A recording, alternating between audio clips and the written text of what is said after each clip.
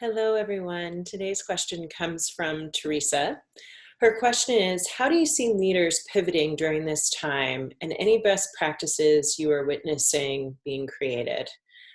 The answer is absolutely. I am seeing so many best practices being created and so many leaders stepping up and answering the call for what is needed in this moment.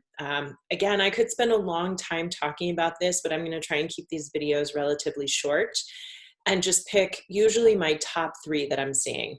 So the first one, which I'm sure you would guess I would pick, is well-being. I am watching leaders focus on people's well-being more than I have ever seen in the history of being in business. There is an incredible concern and incredible focus on how our people are doing and taking care of their health. And in this moment of crisis, I'm seeing more and more leaders really show up for their entire population and also be leaders globally in some cases.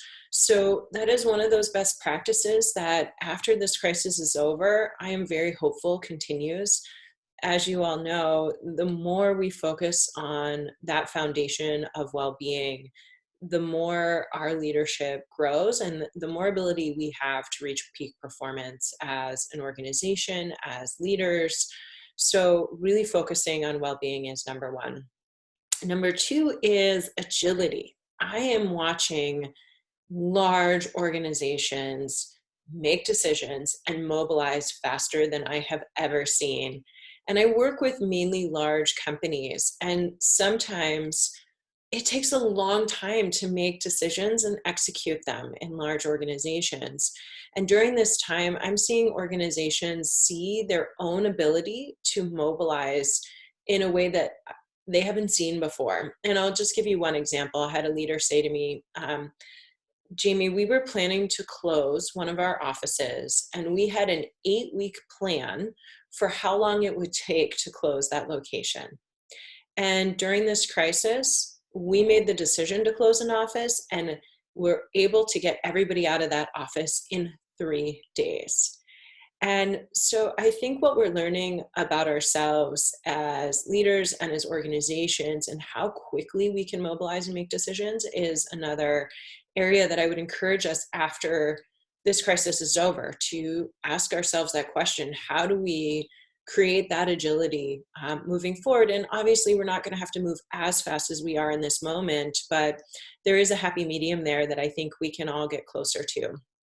And then the third thing is really around vision and values. I am watching organizations and leaders and CEOs live so deeply into their organization vision and values and communicate that on a regular basis. Sometimes we have organizational vision and values that we don't talk about enough, that we don't show how our behavior ties to those vision and values. And what I'm seeing is that in this time where we have to live into it and we have to show up and we need to really explain our alignment, I see leaders doing that more and more. And what it does is it connects our entire population in an organization to our values, to our vision as an organization and why it matters and why it's our compass and our guiding light. And so I would encourage leaders to continue to do that after this. Like, how can you, as the leader of your organization or the leader of your team, continually tie your actions and your decisions back to who you are fundamentally as an organization?